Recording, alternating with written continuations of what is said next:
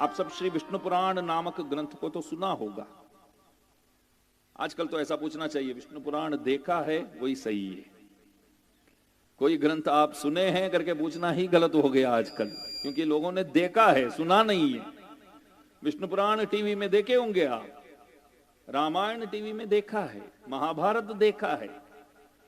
पहले जमाने में क्या बोलते थे, हमने महाभारत सुना है, रामायण सुना है, विष्णु पुराण सुना है।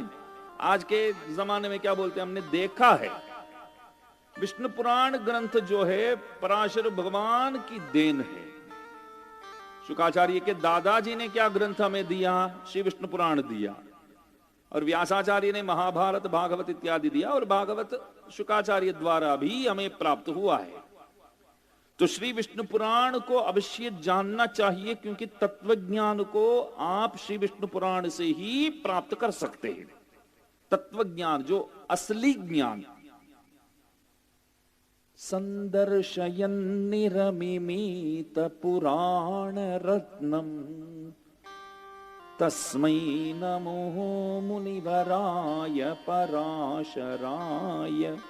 आळवंदार स्तोत्र में गाते हैं ना, तत्वेन यश्चित् चिदीश्वर तत्स्वभाव भोगापवर्ग तदुपाय गतिरुदारः संदर्शयन् निरमिमीत पुराण रत्नम तस्मै नमो मुनिवराय पराशराय। श्री विष्णु पुराण बहुत अद्भुत ग्रंथ है। आपको तत्वज्ञान श्री विष्णु पुराण से ही संभव है।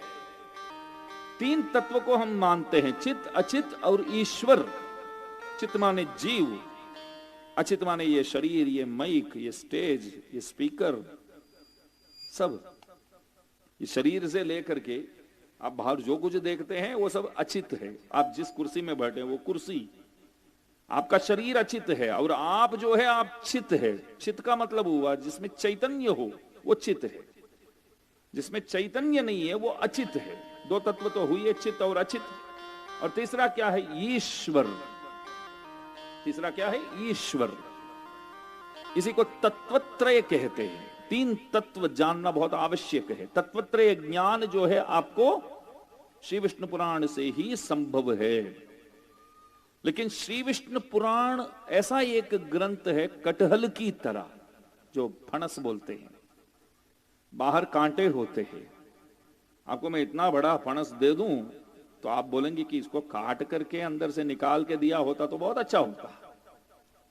तो कोई कोई हमारे घर में भी कोई भक्त ला करके दे देते हैं, तो उसको काटना नहीं आता है, उसको निकालना नहीं आता है, तो यूं ही वो बिगड़ भी जाता है। समझो, यूं ही वो बिगड़ भी जाता है।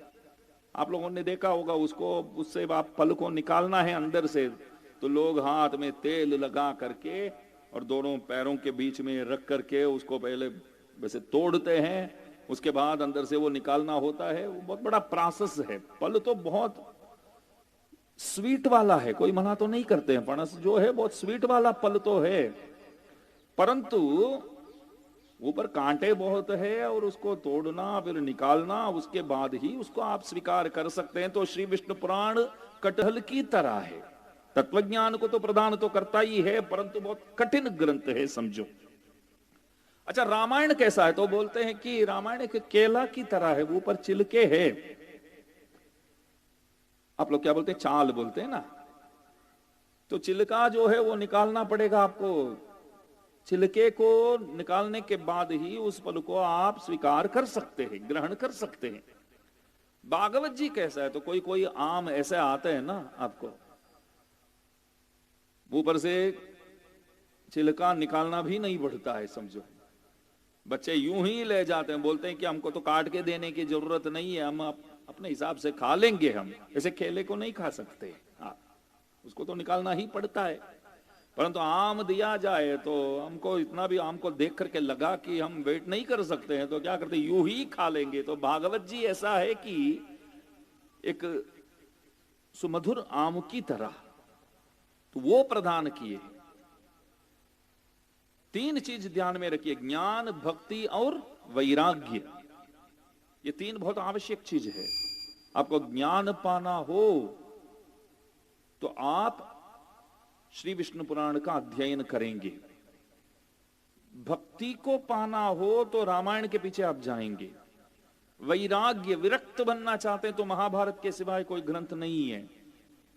तो आपको श्री विष्णु पुराण से ज्ञान मिलेगा, रामायण से भक्ति और महाभारत से वैराग्य। यदि तीनों को प्राप्त करना हो तो एकमात्र उपाय श्रीमद् भागवत। ज्ञान, भक्ति, वैराग्य इन चीजों का गढ़ है। इसलिए कहते हैं कि निगम कल्पतरोर गलितम फलम। वेद नामक कल्प वृक्ष से निकला हुआ एक अद्भुत फल है भागवत। और आगे कहते हैं सुख मुखात अमृतद्रव संयुतम। तो भागवत नामक जो अत्युन्नत रसीला फल जो है, उस फल को हमें स्वीकार अवश्य करना चाहिए।